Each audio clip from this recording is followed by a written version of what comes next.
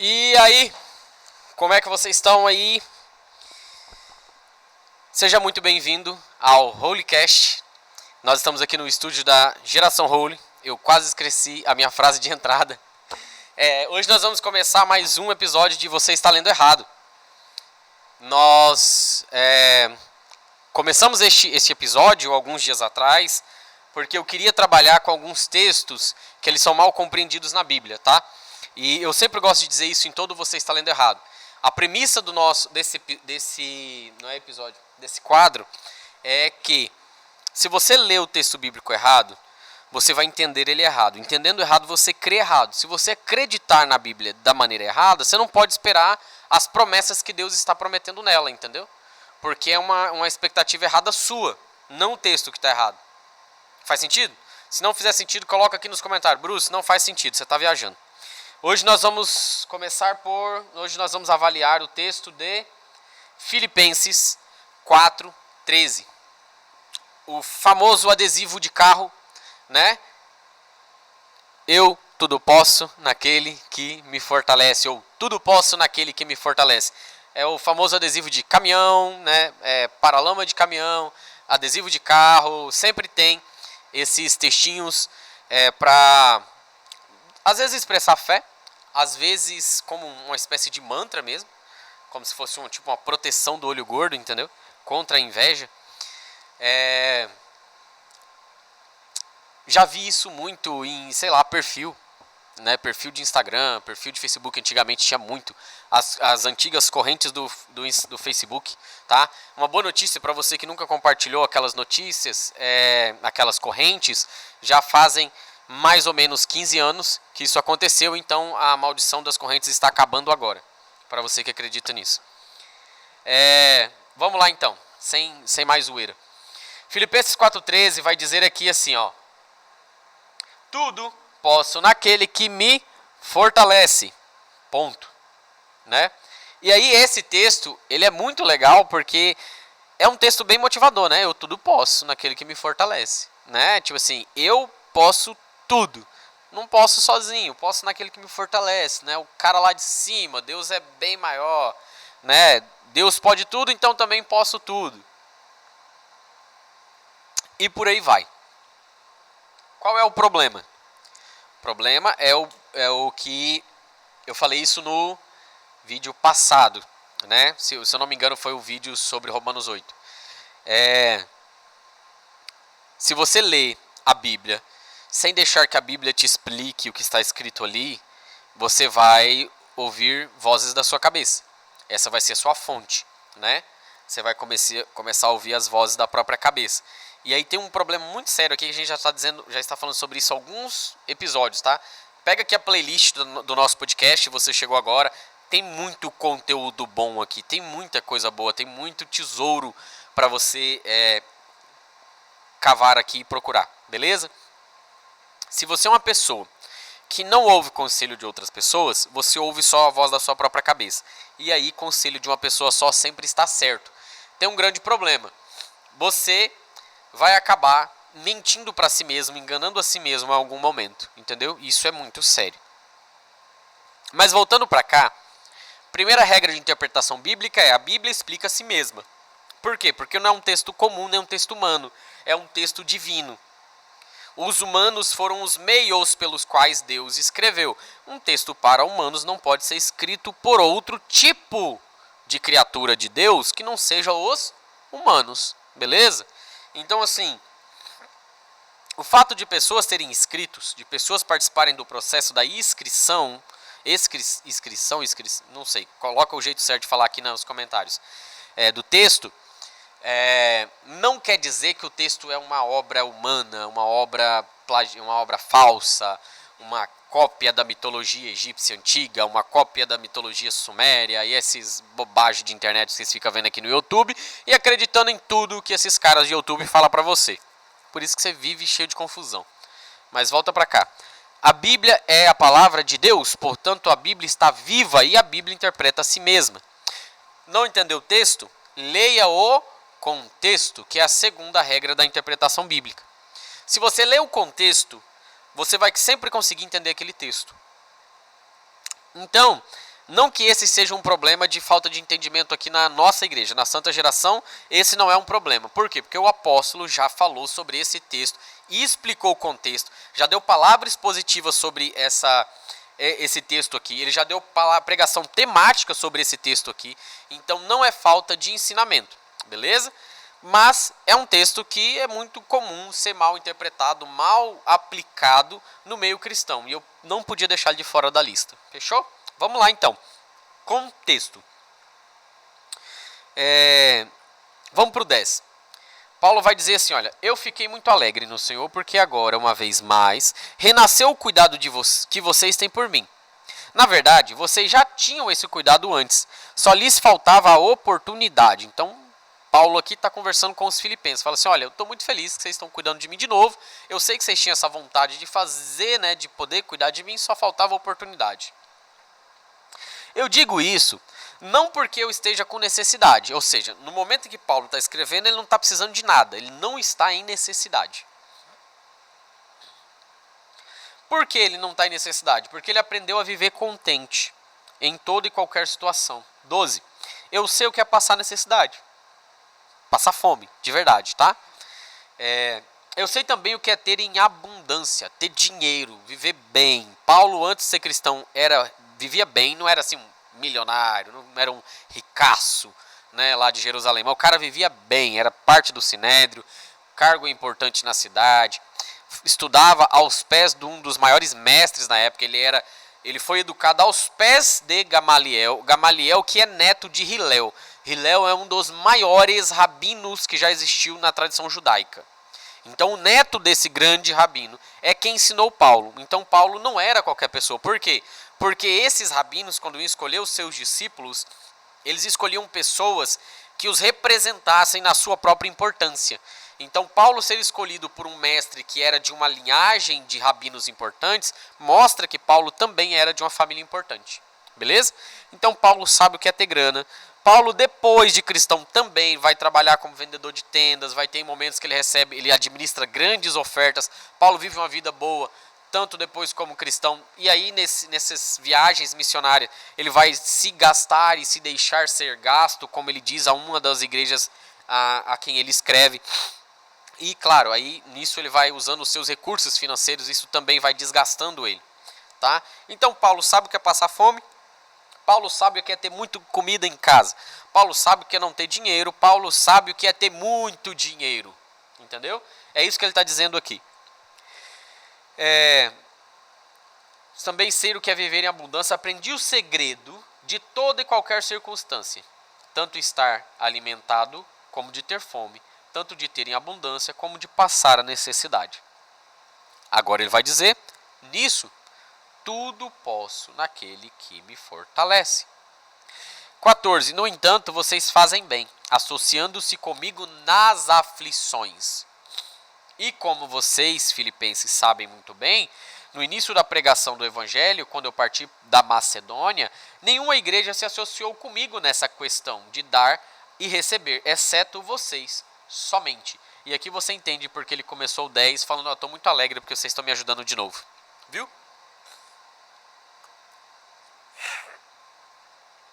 O contexto explica o texto. E aqui você percebe, depois de ler todos esses versículos comigo, que Paulo não está falando de que tudo eu posso naquele me fortalece, no sentido de que em mim não pega olho gordo, eu sou imune à inveja, eu vou ficar rico, entendeu? Não é essa a ideia, entendeu? Esse versículo aqui, ele é sempre visto na perspectiva triunfalista, tá? A perspectiva triunfalista, ela é uma perspectiva de leitura da Bíblia em que todas as coisas vão dar certo no final. Tipo assim, pode acontecer problema no meio, mas no final todo mundo vai ficar bem, tudo vai dar certo, é só alegria, não vai ter mais nenhum problema. E essa perspectiva está errada, tá bom? A perspectiva bíblica não é triunfalista. Sim, existe o triunfo dos justos sobre os injustos, da justiça sobre a injustiça. Existe o triunfo da igreja gloriosa, glorificada, ao lado do seu noivo, sobre o mundo caído. Mas a perspectiva bíblica para o mundo não é triunfalista. As coisas aqui tenderão de mal a pior. Entendeu? E aqui nós temos uma questão que é... Esse texto ele é meio que usado às vezes como um mantra, entendeu? Desculpa. Ele é usado como um mantra, ele é usado como um grito de guerra. Tipo assim, não, tudo eu posso naquele que me fortalece, nada vai me impedir, ninguém vai me parar.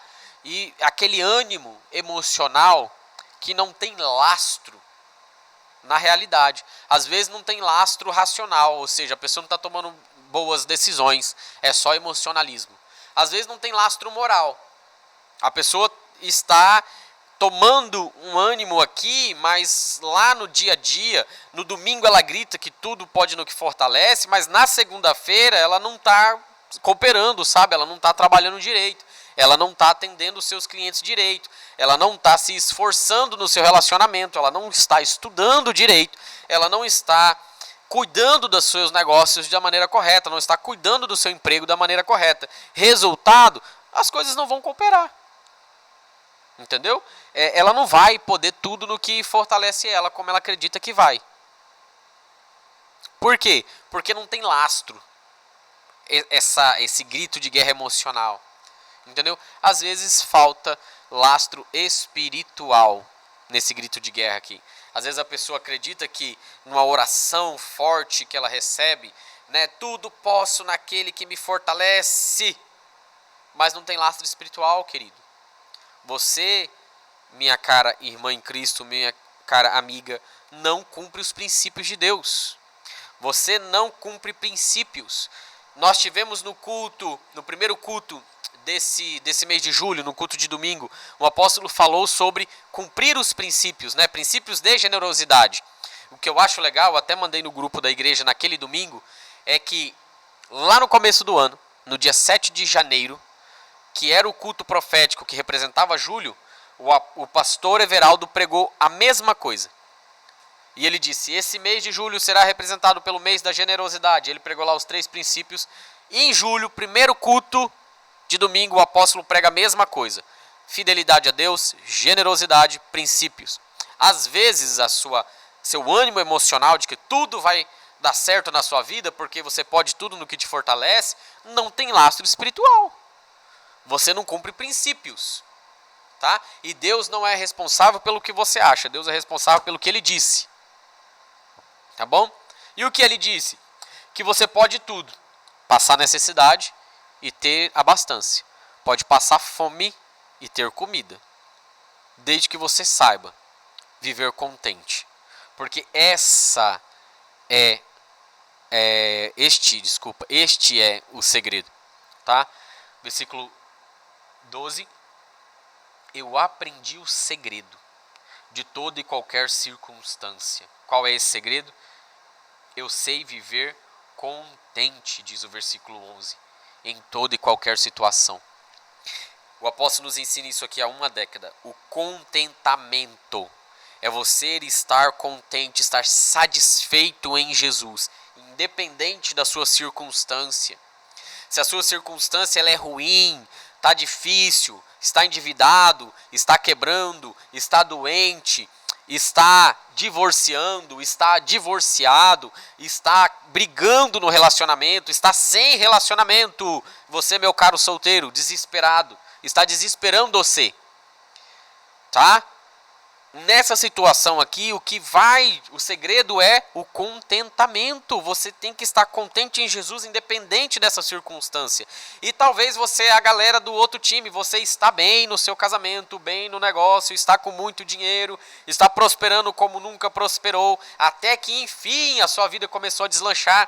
Graças ao bom Deus, alguém te viu e você começou a namorar, começou a se relacionar, você noivou, você vai casar, você casou. Né? Você vai se tornar pai, vai se tornar mãe.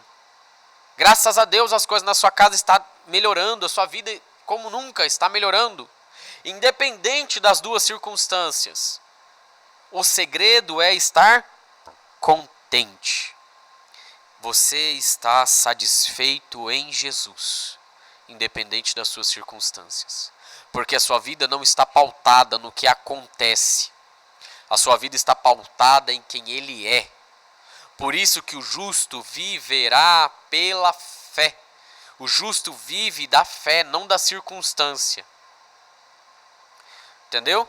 Porque se a circunstância está ruim, o justo diz: ainda que a figueira não dê o seu fruto, e ainda que a vide não dê o seu fruto, ainda que o gado no campo não dê cria, eu me alegrarei no meu Senhor, na esperança do meu Senhor. Que esperança é essa que Abacuque está dizendo lá em Abacuque 2? A esperança do grande dia da vinda do meu Deus.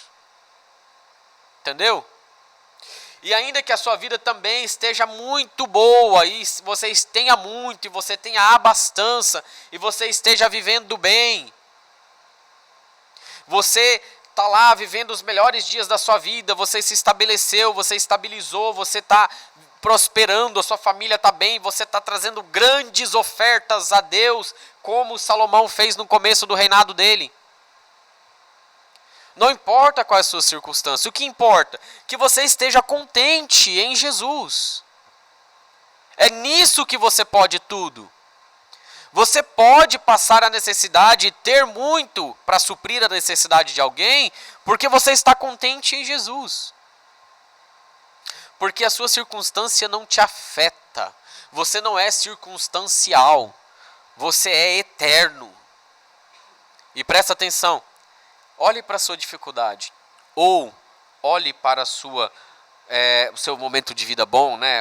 A bondade do momento que está acontecendo na sua vida, as coisas boas que estão acontecendo. Olhe para as duas coisas, tá? Imagine esses dois cenários. O que é isso aqui? Diante de toda a eternidade, com o nosso amado Jesus. Todas as nossas dores e todas as nossas alegrias são nada diante daquele grande dia em que nós vamos olhar nos olhos de Jesus e Ele vai olhar para mim, Ele vai olhar para você e vai dizer assim: seja bem-vindo ao reino do meu Pai. É isso. Nisso você pode tudo. É nesse tudo que te fortalece, que você consegue poder todas as coisas, que você pode fazer todas as coisas.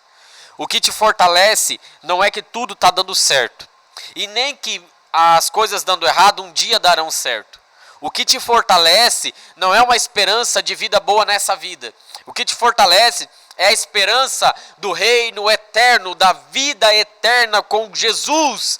Isso te fortalece. Nisso você pode tudo.